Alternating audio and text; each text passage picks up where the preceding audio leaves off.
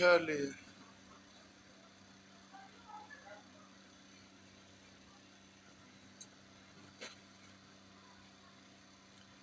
कुछ बचा रह गया था नहीं। कै गो है? 3 4 गो है। अच्छा ठीक है, तो पहले हेडिंग दीजिए सर्वांगसम त्रिभुज, क्योंकि बनवे में फिर लास्ट में टाइम थोड़ा बचेगा तो गड़बड़ा जाएगा। 5 6 गो है, सब 5 मिनट का काम।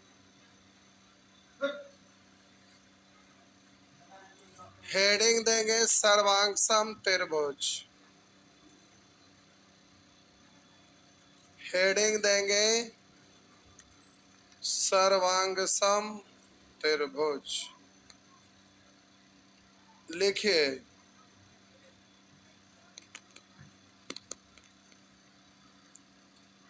त्रिभुजों को सर्वांगसम होने के मानदंड। त्रिभुजों के सर्वांगसम होने के मानदंड।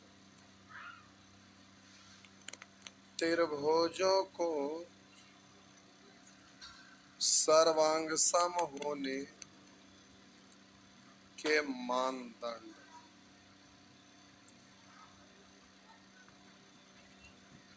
मान और माप दोनों वही है, मापदंड बोले या मानदंड। त्रिभुजों को सर्वांगसम होने के, अच्छा ठीक है, मापे दंड लिखे, मापदंड।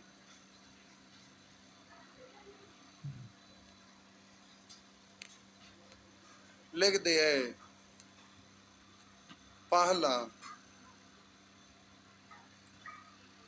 पहला भुजा भुजा भुजा, मतलब शॉर्ट में साइड साइड साइड, भुजा भुजा भुजा,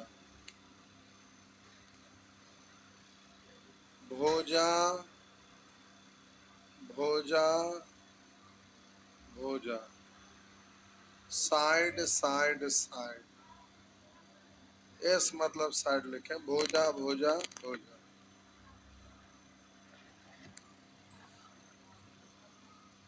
लिख दिए।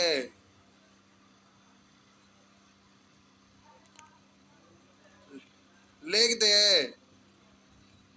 पहला भुजा भुजा भुजा, शॉर्ट में साइड साइड साइड, साइड मतलब भुजा या साइड ही। लिख दिए।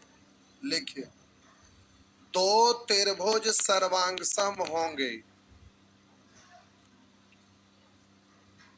भूषण जी उनका भेज दीजिएगा, जूम आउट करे पड़ेगा कैमरा में, बोलिए कि थोड़ा सा जूम हो गया।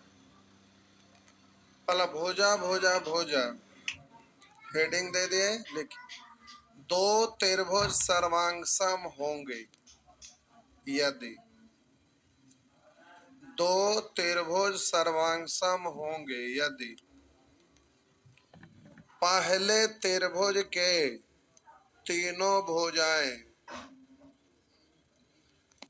पहले त्रिभुज के तीनों भुजाएं क्रमशः दूसरे त्रिभुज के तीनों भुजाएं, पहले त्रिभुज के तीनों भुजाएं क्रमशः दूसरे त्रिभुज के तीनों भुजाएं आपस में बराबर हो। बोले दो त्रिभुज सर्वांगसम होंगे यदि पहले त्रिभुज के तीनों भुजाएं दूसरे त्रिभुज के क्रमशः तीनों भुजाएं आपस में बराबर हो। यही बोले ना। आइए अब हम बोले ये आपका त्रिभुज है जिसका नाम लिखा हुआ था ए बी सी। कहीं एगो दूसर त्रिभुज दिख गया जिसका नाम लिखल था DEF। हम बोले एक त्रिभुज ABC था, देखने में वैसा ही एगो दूसर त्रिभुज दिख रहा था DEF। तो माना कि त्रिभुज ABC तथा त्रिभुज DEF में, बोलिएगा, AB के संगत भुजा कौन है? DE। तो हम बोले क्रमशः बराबर हो, यानी AB तो उधर D। बोलिए इधर से अगर BC तो उधर से AF, तथा अगर बोलेंगे CA तो उधर से बोलेंगे FD। हम बोले कि दो त्रिभुज सर्वांग सम होंगे यदि पहला त्रिभुज के तीन भुजाएं दूसरा त्रिभुज के क्रमशः तीनों भुजाएं आपस में बराबर हो। तो ये पहला भुजा बराबर, दूसरा भुजा बराबर, तीसरा भुजा बराबर, तो बोलेंगे त्रिभुज ABC बराबर और सर्वांग सम होगा त्रिभुज DE। क्रम में वही होना चाहिए, ABC ऐसे लिखे तो इधर से DEF। भुजा है तो ये कैसे भी रहेगा तो चल जाएगा, लेकिन कौन कौन बीच में आएगा तो फिर क्रम आपका जरूरी है। छाप दिए। दूसरा,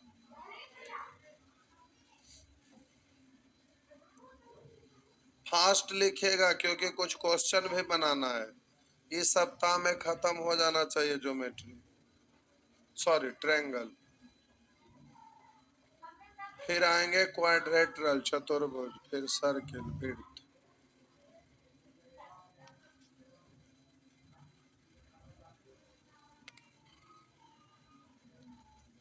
दशहरा से पहले आपका बैच खत्म है।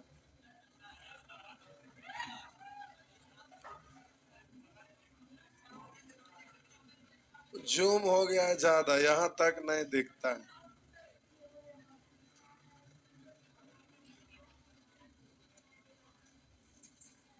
इस लाइन को देखिए,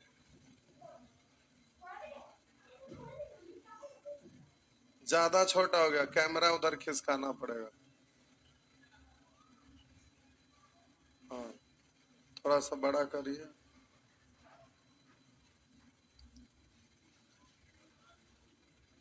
और उधर ज्यादा भाग गया, इधर लाइए। अभी उधर उतना ज्यादा है, ये यहाँ तक।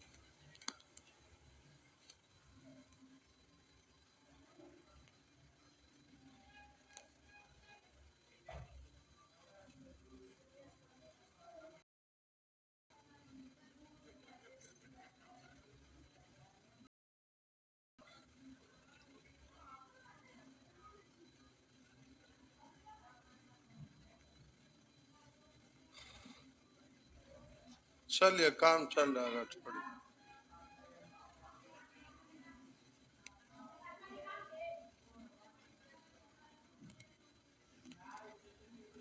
हो गया। दूसरा लेके, दूसरा भुजा कौन भुजा, साइड एंगल साइड, भुजा कौन भुजा, भुजा कौन भुजा। लिखिए, लिखिए, दो त्रिभुज सर्वांग सम होंगे, दो त्रिभुज सर्वांग सम होंगे यदि, यदि पहले त्रिभुज के दो भुजा पहले त्रिभुज के दो भुजा और उससे अंतरित कोण।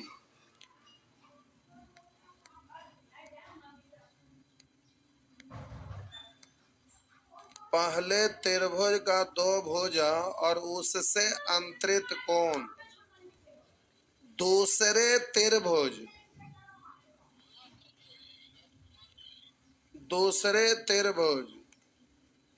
के संगत दो भुजा। हाँ हो गया, चल गए नीचे। दूसरे त्रिभुज के संगत दो भुजा और उससे अंतरित कोण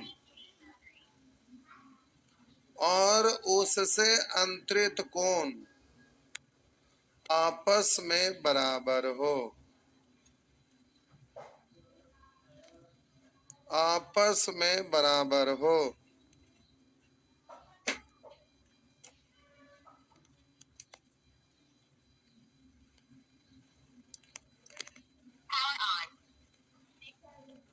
लिख दिए।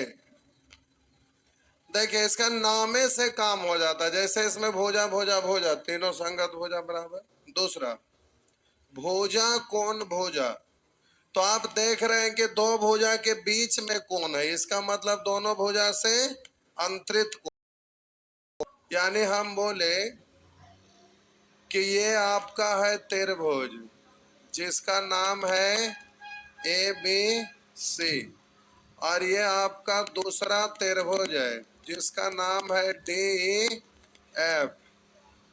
तो भाषा लिखेंगे तो लिखेंगे माना कि त्रिभुज ए बी सी तथा त्रिभुज डी ई एफ में, आप बोलेंगे यहाँ दो गो भुजा लेना और उससे अंतरित कोण, तो हम यहाँ भुजा ले लिए ए बी, तो इसके संगत भुजा कौन है?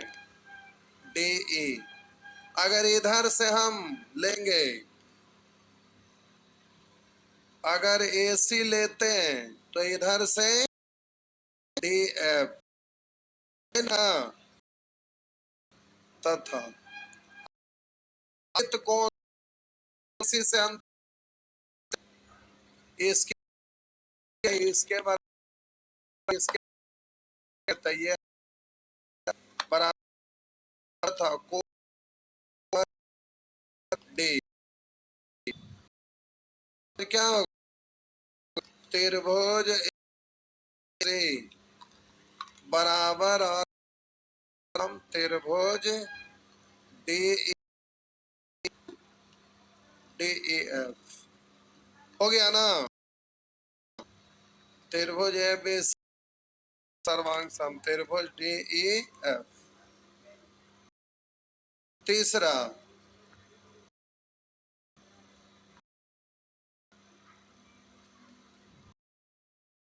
अगर इधर से बोले सी सर्वांग सम है तो इधर से वही क्रम में बोलेंगे डी ई एफ सर्वांग सम, सी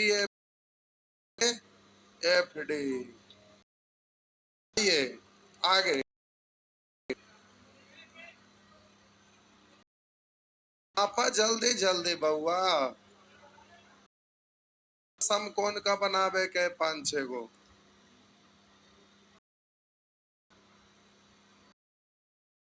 जी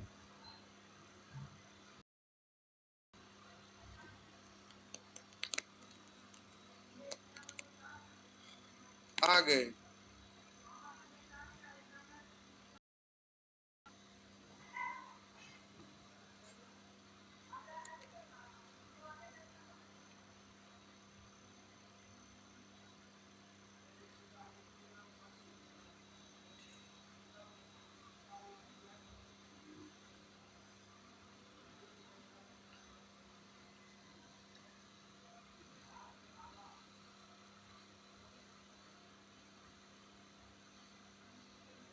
हो गया।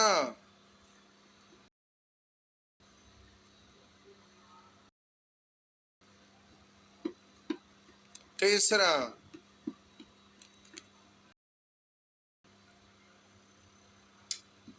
मिटा देना। कोण भुजा कोण, एंगल साइड एंगल।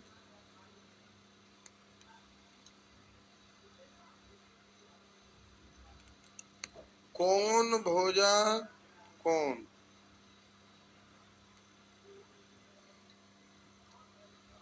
कोण भुजा कोण।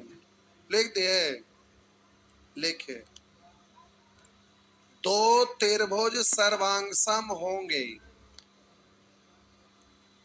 दो त्रिभुज सर्वांग सम होंगे यदि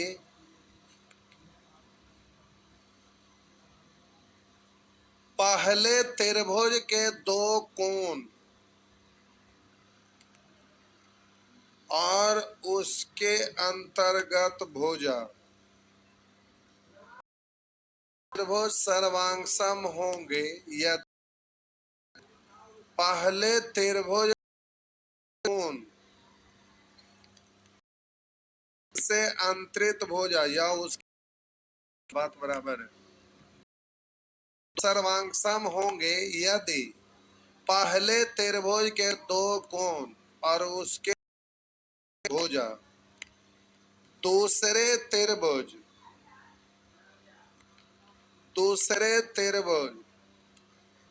के संगत दो कोण, दूसरे त्रिभुज के दो कोण और अंतरित भुजा आपस में बराबर हो। दूसरे त्रिभुज के संगत दो कोण और अंतरित भुजा आपस में बराबर हो। आज बड़ा उधर से इधर आए हैं,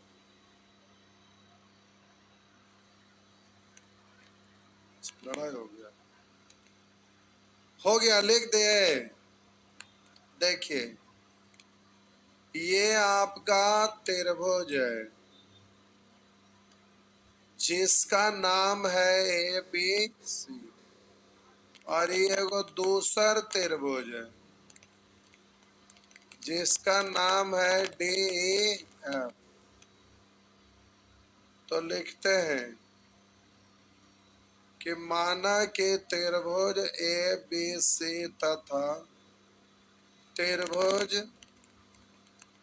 डी ई एफ में, बोलिएगा कौन, तो अगर इधर लेते हैं तो इसके संगत कौन, अगर इधर से कौन सी लेते हैं तो है। अगर त्रिभुजा बीसी है तो इधर है। अब कोई जरूरी इससे अंतरित, तो हम बोलेंगे कोण ए सॉरी कोण बी बराबर कोण ई। बोलिएगा कोण सी बराबर कोण एफ तथा भुजा बीसी बराबर भुजा ई एफ। तो त्रिभुज ए बी सी बराबर और सर्वांग सम त्रिभुज डी ई एफ, ये D E F, D E F.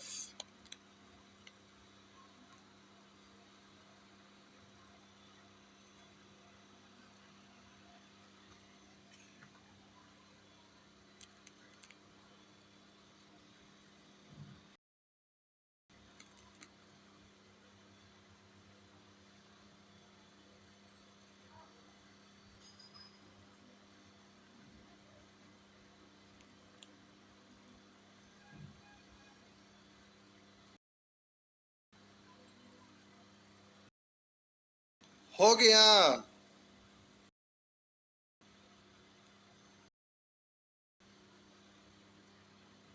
लिख दिए, मिटा दो।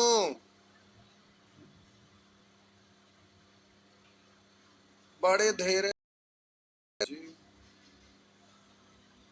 1 घंटा सर्वांग सा में लिखे,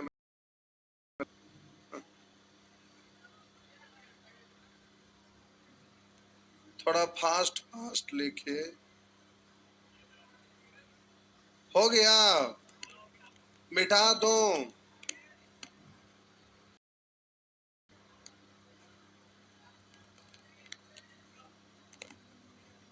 मिटा दो। लिखा।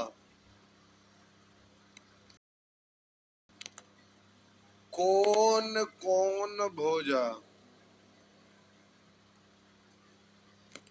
कौन कौन भोजा,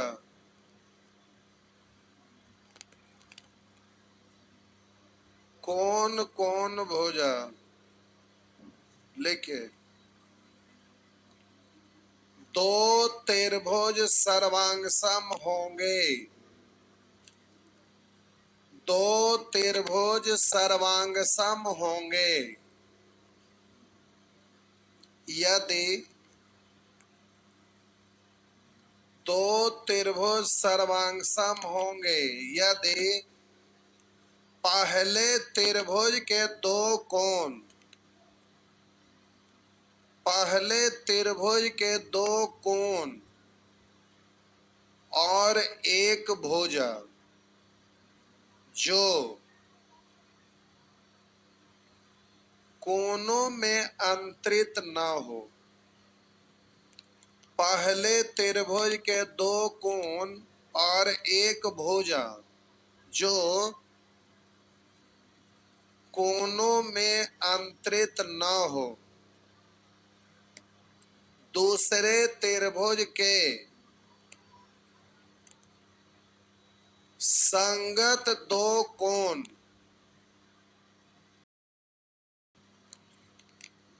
और एक भुजा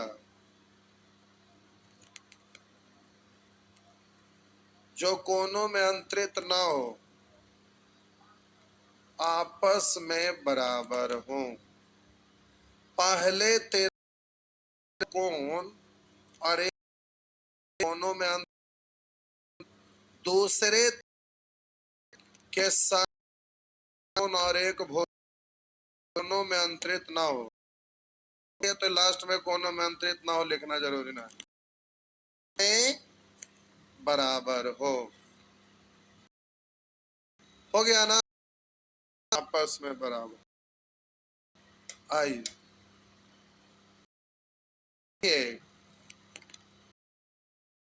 त्रिभुज है जिसका नाम है ए बी सी, ये दूसरा त्रिभुज है डी एफ, जिसमें हम बोल और एक भुजा जो कोनों में अंतरित ना हो। मान लेते हैं बी, अगर इधर से लिए सी एफ, और एक भुजा जो कोनों में अंतरित हो, कौन से ये भी भुजा ले सकते हैं। भुजा ये तो कोनों में अंतरित है ना, तो ये भुजा ले सकते हैं। यही दो को कौन लिए है तो ये भुजा ले सकते हैं।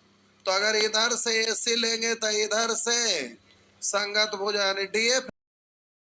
बात समझ रहे हैं। तो माना कि त्रिभुज ए बी सी तथा त्रिभुज डी ई एफ में कोण बी बराबर कोण ई, कोण सी बराबर कोण एफ तथा भुजा ए सी बराबर भुजा डी एफ, तो त्रिभुज ए बी सी बराबर और सर्वांग सम होगा त्रिभुज डी ई एफ। जी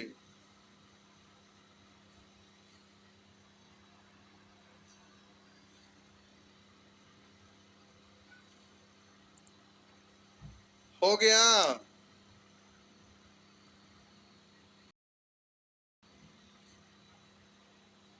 हो गया।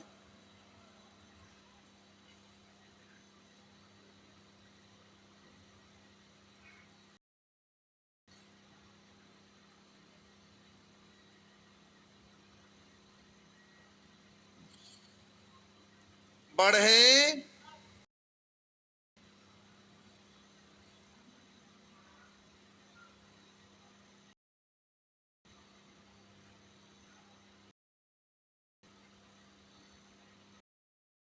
बढ़े। हो गया ना?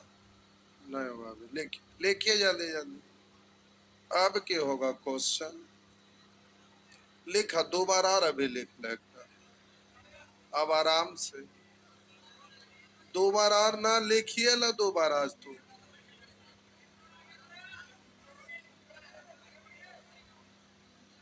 लिखिए। पांचवा, RHS, right hypotenuse side.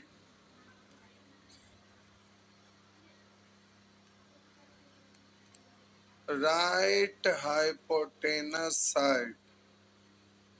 Right मतलब समकोण, हाइपोटेनस मतलब कर्व, और साइड मतलब भुजा, समकोण कर्ण भुजा।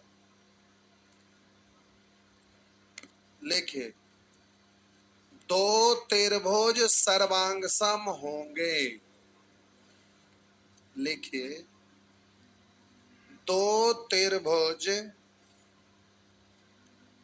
दो त्रिभुज सर्वांग सम होंगे यदि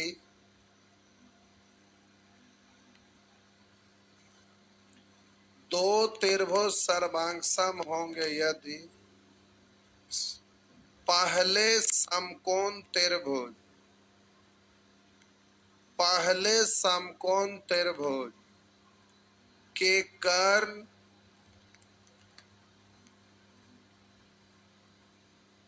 और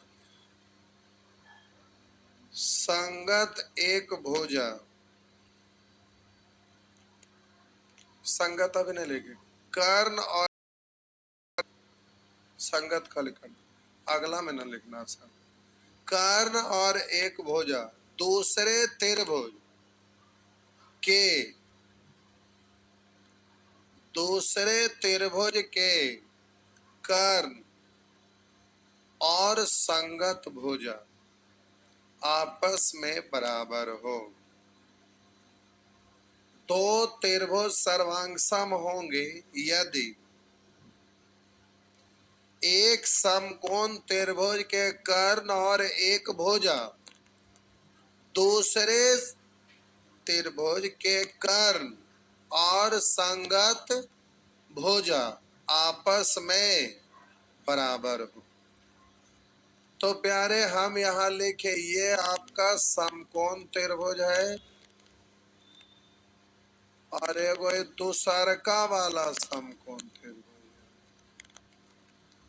तो ये आपका ABC है और ये आपका DEF। माना कि त्रिभुज ABC तथा त्रिभुज DEF में कोण ABC, या कोण B भी लिख सकते थे केवल, बराबर 90 डिग्री तथा कोण, ऐसे डायरेक्ट लिख दीजिए, ABC बराबर कोण DEF बराबर 90। तो हम बोले कि ये आपका समकोण त्रिभुज दोनों है, लेकिन कर्ण, तो बोलिए कर्ण AC बराबर DF, और इधर से कर्ण और इधर से भुजा AB, तो इसके संगत भुजा DE। अगर इधर से BC तो उधर से AB, कोई भी लेना है तो मान लेते हैं इधर से AB, बोलिए इधर से AB तो इधर से DE, तो हम बोलेंगे कि त्रिभुज ABC बराबर और सर्वांग सम त्रिभुज DE।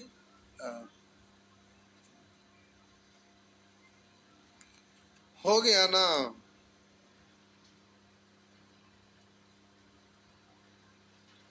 हो गया ना?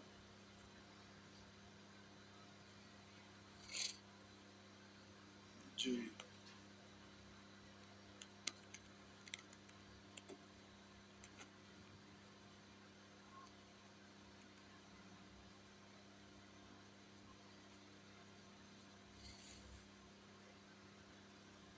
हो गया।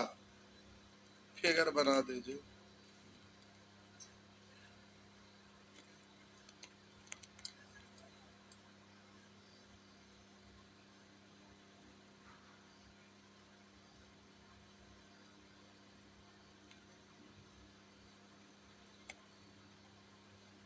फिगर बनाइए फटाफट। बना दिए? नीचे लिखिए नोट, तीनों कोनों की समानता, तीनों कोनों की समानता त्रिभुजों की सर्वांग समता के लिए, तीनों कोनों की समानता त्रिभुजों की सर्वांग समता के लिए पर्याप्त नहीं है। तीनों कोनों की समानता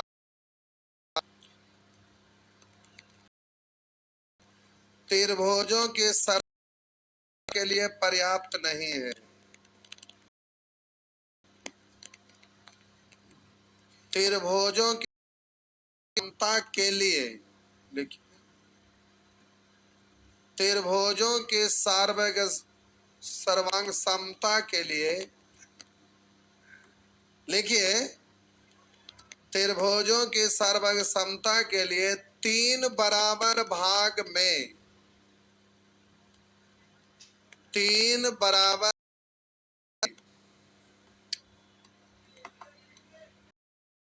एक भाग भुजा जरूरी है, एक भाग बराबर होना जरूरी है। दूसरा बार लाइन लिखा रहे थे तो गोटोर गोटोर सुन रहे हैं कि दूसरे से खिस्सा कर रहे हैं, एक के चीज को चार बार बोले। इधर देखा सुअर, इधर लिखे की जरूरत नहीं, बोल रहे हैं उससे समझ आया, हो गया। ये आपका त्रिभुज है जिसका नाम है AB। मान लेते हैं कि ये आपका 80 डिग्री है। क्या डिग्री है? 80 डिग्री। और बोलिए ये आपका मान लेते हैं कि 60 डिग्री है और ये आपका 40 डिग्री। एगो ऐसा त्रिभुज दिख रहा है जिसका नाम है DEF, लेकिन ये इसमें 80 है और ये भी 60 है और ये आपका, तब बोलिए यहाँ पर कौन कौन कौन है ना, लेकिन इस सर्वांग सम के लिए पर्याप्त नहीं। वही हम लिखाए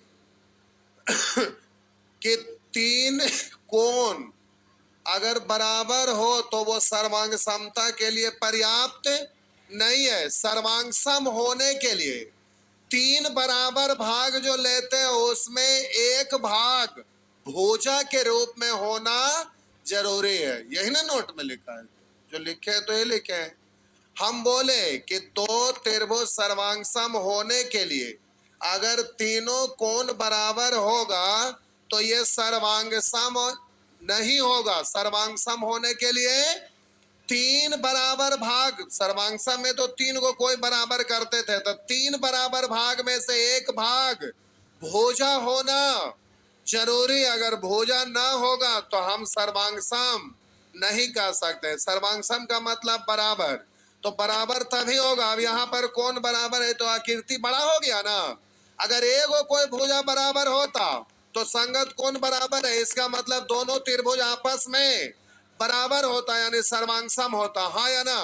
तो तीन गो अगर कोण अगर बराबर रहेगा तो समरूप होगा। जब समरूप पढ़ेंगे तो तीन कोण बराबर यानी समरूप। समरूप का मतलब देखे में एक जैसा लगने वाला। अब बराबर का मतलब हर तरह से बराबर, ये ना हुआ। तो हम बोले समरूप होता है, तीन कोण बराबर रहता है, लेकिन सर्वांग सम नहीं होता है। सर्वांग सम होने के लिए एक भुजा जरूर तीन भाग में एक भाग भुजा के रूप में होना चाहिए। बात समझ में आया? आइए अब कहाँ आइएगा, न भी इसका क्वेश्चन होगा न उसका क्वेश्चन होगा, तो अगला दिन दोनों का क्वेश्चन होगा। नहीं, अब इसमें हम क्या करें, आप लिखने में टाइम लगा दिए। प्यारे, आज से शाम में ऑफलाइन न्यू फाउंडेशन बैच 6 बजे है। कोई भोले भटके स्टूडेंट अगर रह गए होंगे बेखबर तो बता देंगे। और ऑनलाइन रात में 8 बजे नया बैच है। अगर कोई ऑनलाइन के बारे में सोच रहे होंगे तो खबर दे देंगे कानो कान। जाइए, आज भर सेवा इतना ही है जी।